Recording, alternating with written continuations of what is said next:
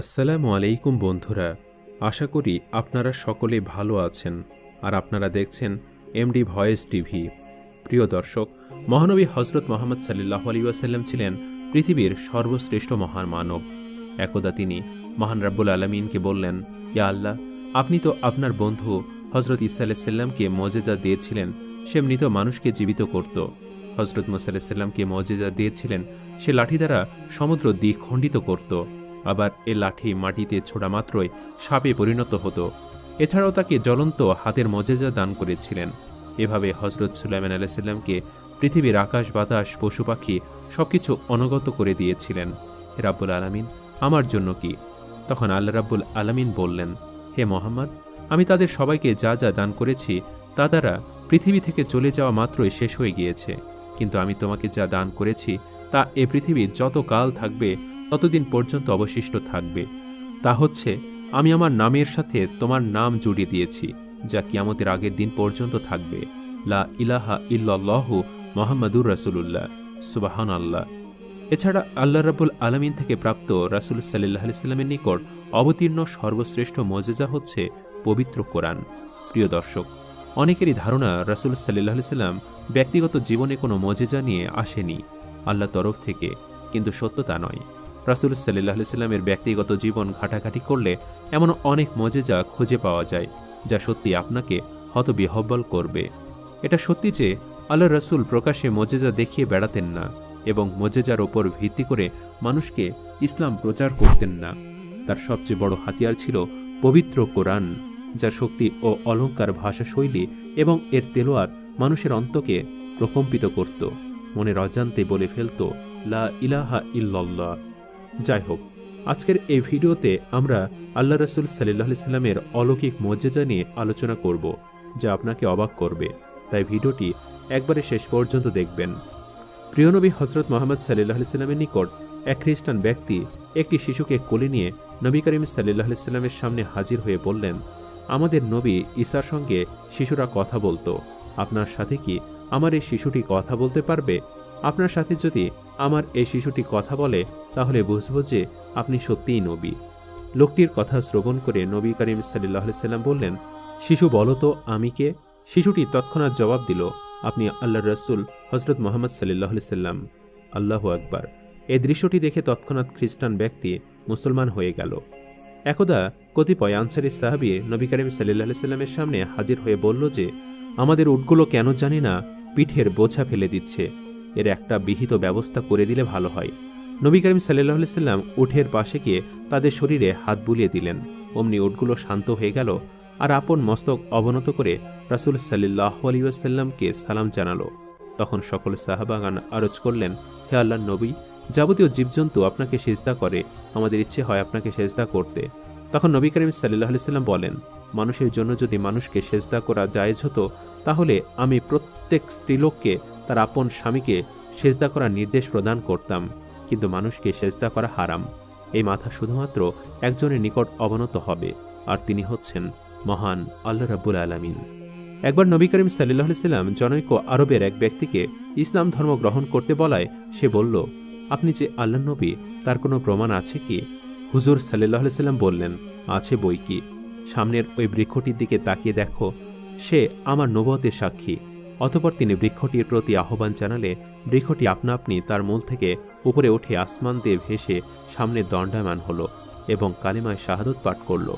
দৃশ্যটি দেখে লোকটি আর কোনো কথা না বলে মুসলমান হয়ে গেল।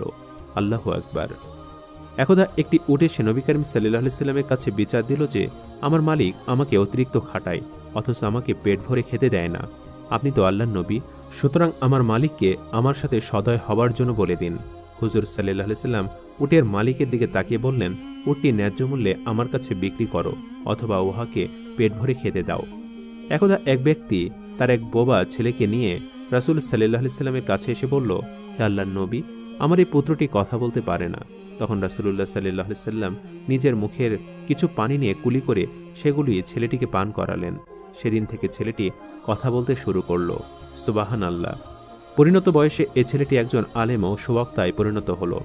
একদা জনৈক ব্যক্তি নবী করিম সাল্লাল্লাহু আলাইহি সাল্লামের সামনে হাজির হয়ে বলল, হে আল্লাহর নবী, আপনি যদি আমার মৃত্যু পুত্রকে জীবিত করতে পারেন তাহলে আমি সত্যি আপনাকে আল্লাহ পাকের সত্য নবী বিশ্বাস করে ইসলাম ধর্ম গ্রহণ করব।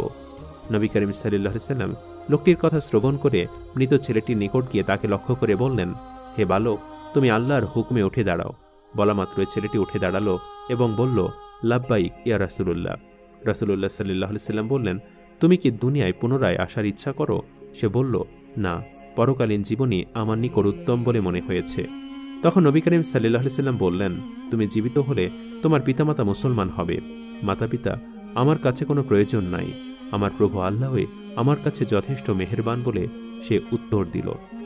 একদা হযরত আনাস রাদিয়াল্লাহু তাআলা আনহু নবী করিম সাল্লাল্লাহু আলাইহি ওয়াসাল্লামের দরবারে আরজ করলেন, ইয়া রাসূলুল্লাহ, অনুগ্রহ করে আপনি আমার সংসারের আয় উপার্জনে একটু বরকতের জন্য প্রার্থনা করুন।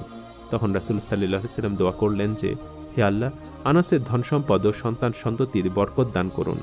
হযরত আনাস রাদিয়াল্লাহু তাআলা আনহু নিজেই বলেছিলেন, নবী করিম সাল্লাল্লাহু আলাইহি ওয়াসাল্লামের উক্ত দোয়ার বরকতে আমার ধন সম্পদ এতটাই বৃদ্ধি পেল যে আমার মতো এতটা স্বাচ্ছন্দ্যবোধ আর কেউ করেনি, যদিও আমার শতাধিক সন্তান ছিল।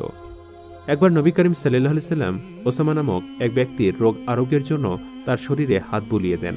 তাতে উক্ত ব্যক্তি আরোগ্য লাভ তো করলই, অধিকন্ত তার শরীর থেকে এমন সুগন্ধ নির্গত হতে শুরু করল যে উহা মেশক আম্বরের হতেও উত্তম ছিল।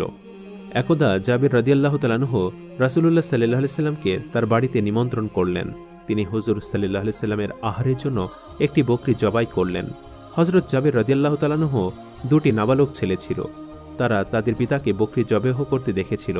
পিতার অনুপস্থিতিতে তারা খেলার ছলে জবেহ খেলা শুরু করল। বড় ছেলেটি ছোট ছেলেটিকে অস্ত্র দ্বারা জবেহ করতে দিল। তাদের মা ঘটনা টের পেয়ে দৌড়ে আসলো। ফলে বড় ছেলেটি ভয়ে ছাদের উপর উঠল। মা ছাদের উপর উঠলে বড় ছেলেটি তা থেকে লাফ দেওয়ার চেষ্টা করল, ফলে ইন্তেকাল করল।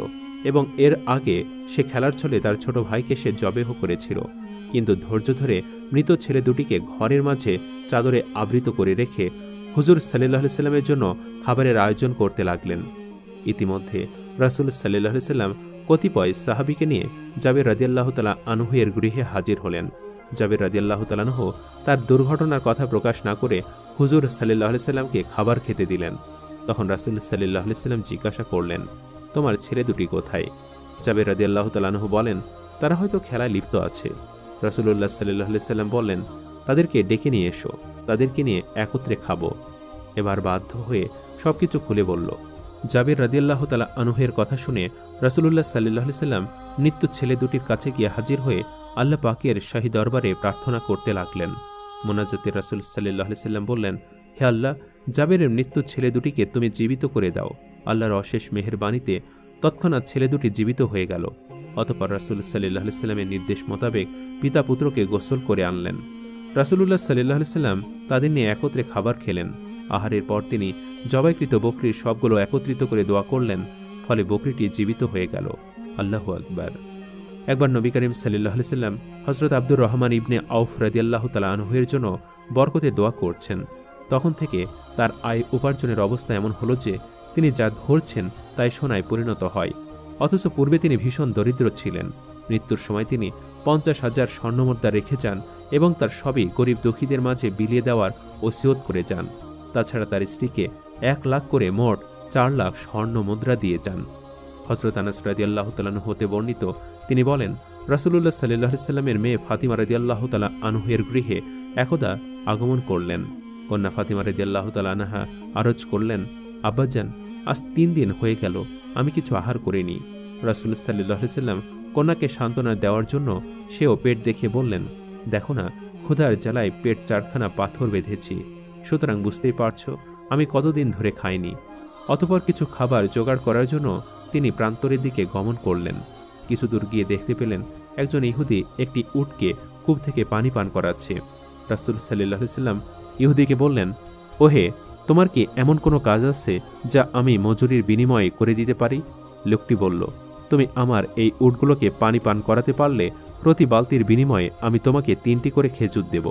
রাসূল সাল্লাল্লাহু আলাইহি ওয়াসাল্লাম তাতে রাজি হয়ে বালতি ভরে পানি তুলতে লাগলেন। প্রথমে 1 বালতি পানি তুলে বিনিময়ে 3টি খেজুর নিয়ে তা আহার করে একটু পানি পান করলেন। অতঃপর 8 বালতি পানি তোলার পর রশি ছিঁড়ে বালতিটি কূপে পড়ে গেল। ফলে ইহুদি ব্যক্তি রেগে গিয়ে রাসূল সাল্লাল্লাহু আলাইহি ওয়াসাল্লামকে মারলেন। রাসূল সাল্লাল্লাহু আলাইহি সাল্লাম তাতে রাগান্বিত না হয়ে কূপের কাছে হাত বাড়াতে বালতিটি আপনা আপনি উপরে উঠে এলো।